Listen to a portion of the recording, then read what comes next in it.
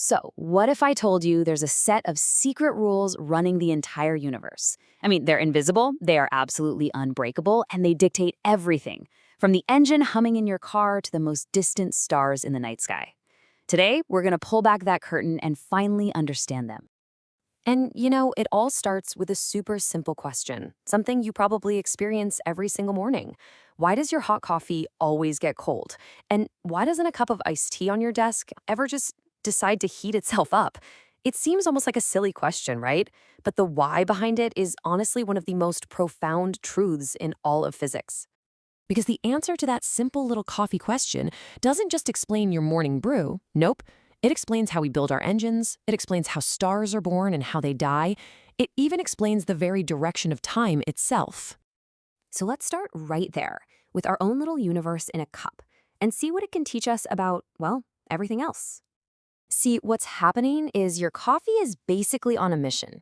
Its one goal is to reach a state of perfect balance with the room around it. Physicists have a name for this: thermal equilibrium. All that heat energy naturally flows from the hot coffee into the cooler air until, bam, they've reached the exact same temperature. And once they match, that big exchange of energy just settles down. Nature, it turns out, really, really loves balance. And that constant, universal drive towards equilibrium, that's our first big clue. It points to a much deeper set of laws that energy has to obey, no matter what. So let's lay out these rules, starting with the biggest, most fundamental one of them all.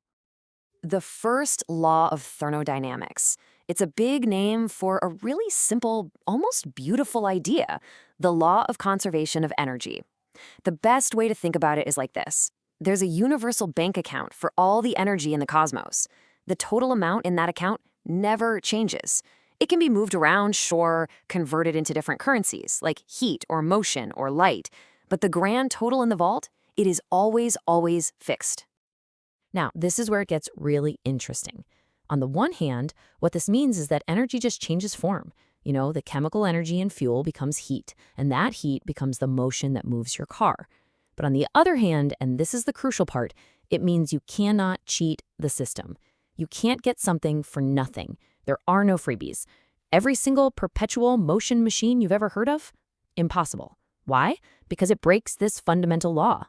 So, if we can't just create new energy out of thin air, how in the world did we build the modern world? Well, that brings us to the engine of progress. The answer is brilliant in its simplicity. We don't create energy. We just got really, really good at converting it. The entire Industrial Revolution was basically built on us figuring out how to efficiently turn heat energy from burning stuff like coal or fuel into useful work, into motion. And this is the basic cycle of pretty much any heat engine. You add heat, say from burning fuel, that makes a gas expand and push a piston. That's the work part. Then you cool it down, which makes it contract, and the whole cycle is ready to go again. It's this simple flow of heat from hot to cold that we've harnessed to power literally everything.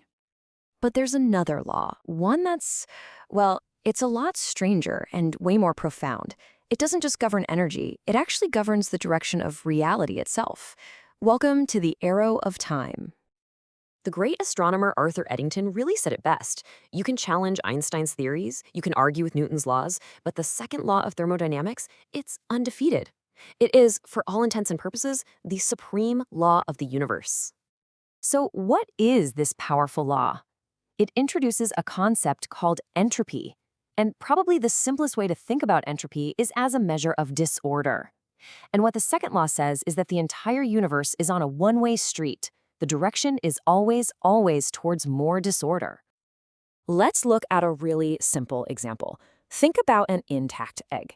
It is a little miracle of organization, right? It's a highly ordered, what we'd call a low entropy system. All the molecules are exactly where they're supposed to be. But what happens when you scramble it?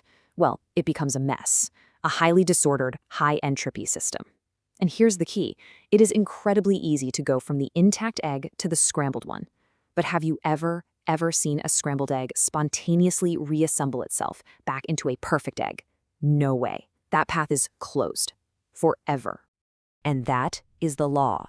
In any closed system, and our whole universe is the ultimate closed system, the total amount of disorder, of entropy, can only ever go up. It never goes down. That's why your coffee gets cold, that's why rooms get messy, and it's why eggs don't unscramble themselves. It is the law that gives time its arrow, always pointing from the past to the future. So, if disorder is always increasing, what does that actually mean for the far, far future? Let's zoom way out and take a look at the ultimate fate of everything. This timeline tells the entire story of our universe just through the lens of entropy. It began in this incredibly ordered, super low entropy state at the Big Bang. And ever since then, it's been unwinding, getting more and more disordered. And that process is just going to keep going until it reaches a state of maximum possible entropy. And this end state has a pretty chilling name, the heat death of the universe. It's the ultimate thermal equilibrium. We're talking about a time trillions upon trillions of years from now when the temperature of everything, everywhere is perfectly uniform. And with no flow of heat, no work can be done. All the stars will have burned out. All the complex processes of life and physics as we know them will just stop. A quiet, final stillness. Which leaves us with one last, just fascinating thought. Life itself, the cities we build, the art we create, even just thinking a thought, these are all temporary pockets of incredible order in a universe that is constantly, relentlessly moving towards chaos. In a way, we are fighting against the second law every moment of our lives. So, if the ultimate destination is disorder, what's the value of all the beautiful, complex order we build along the way? Now that's something to think about.